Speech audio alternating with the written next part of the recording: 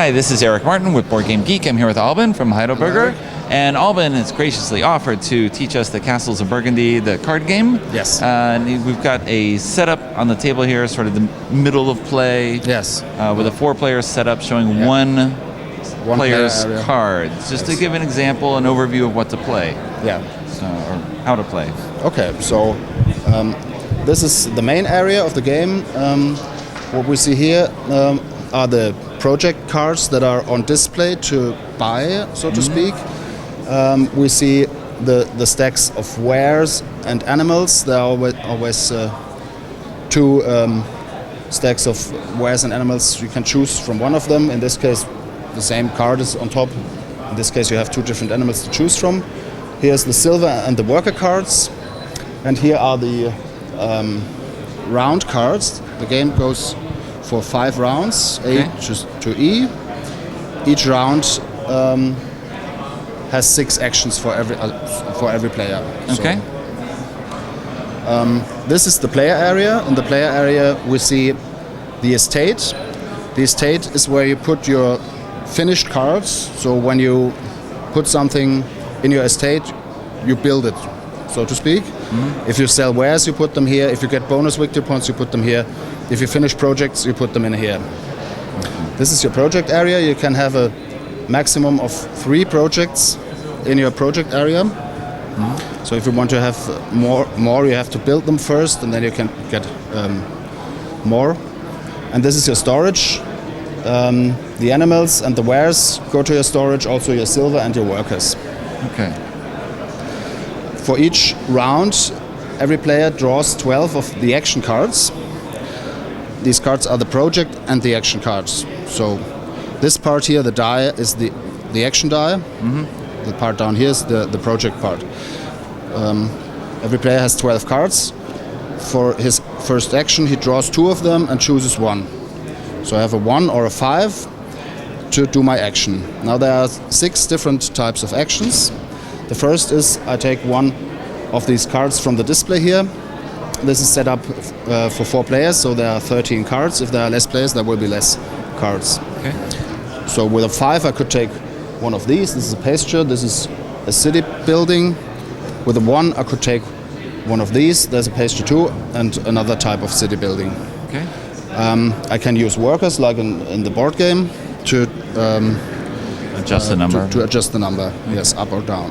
I can use multiple workers to adjust it more.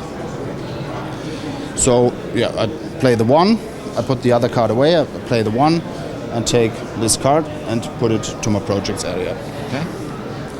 Or I play the 1, the next type of action is placing a project in your estate. So when you place a project in your estate, when you already have the color, you put it on top of that colored stack until you have 3. So you try to collect triples of the different colors, because the triples will be worth the victory points shown here. If you have 1 at the end of the game, if you have 1 or 2 cards of a color, they are worth nothing, no victory points. You need triplets. The moment you place your project card in your estate, you get the bonus.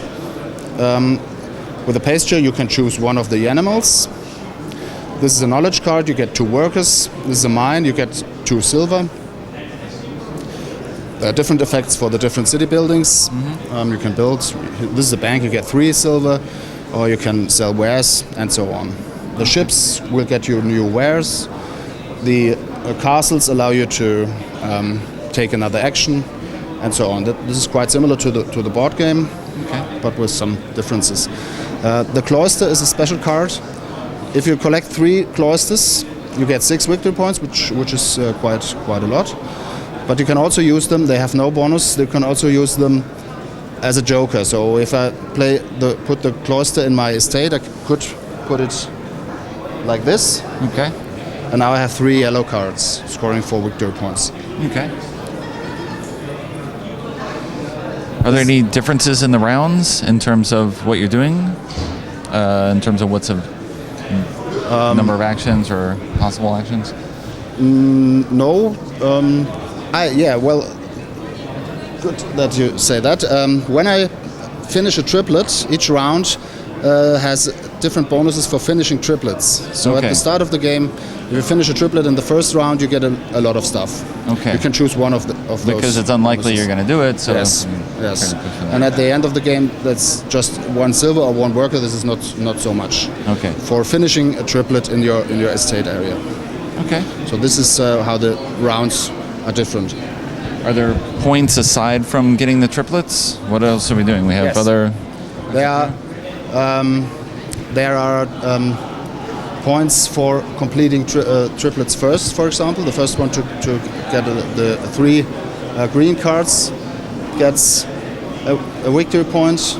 The first one to have 1 card, at least 1 card of each color, gets 4 victory points. The next one 3, and so on. Okay. Then you can, I will come to this, you can get victory points for just discarding workers or silver. And this, this is one of those. Right. And this, what was this again? Oh, this is a 2 victory point card. Normally, I guess it's one of the victory point cards, but for discarding 6 silver and workers. Okay.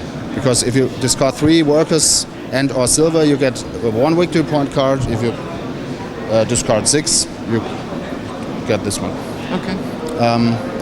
So the second action is to place projects in your estate. The third action is to sell wares. You can collect wares by placing buildings or by placing ships. Now, with the third type of action, you can sell all wares of 1 type. There are 3 types: light, middle colored, and dark colored. They always have 1 and 2. The light colors, the middle colors 3 and 4, and the dark ones 5 and 6. Okay. So with my 1, I could sell all my lightly colored wares. I put them in my estate. We'll get the victory points at the end of the game, and I also get 1 silver for each ware that I sell. Okay.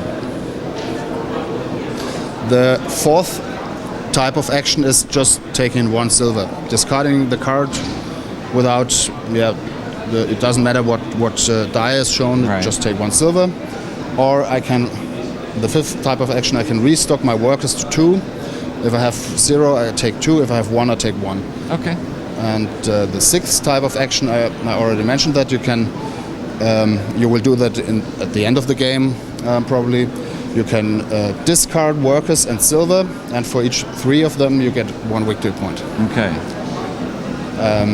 Then there are the animals. The animals give you victory points for different types of animals.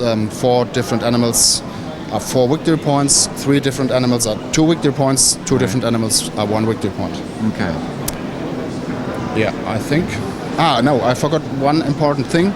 You can use every action. You can use 3 silver to take 3 cards from the action, from the card pile, and then you choose one of the cards and either place it in your projects, or play it as an action with a number shown.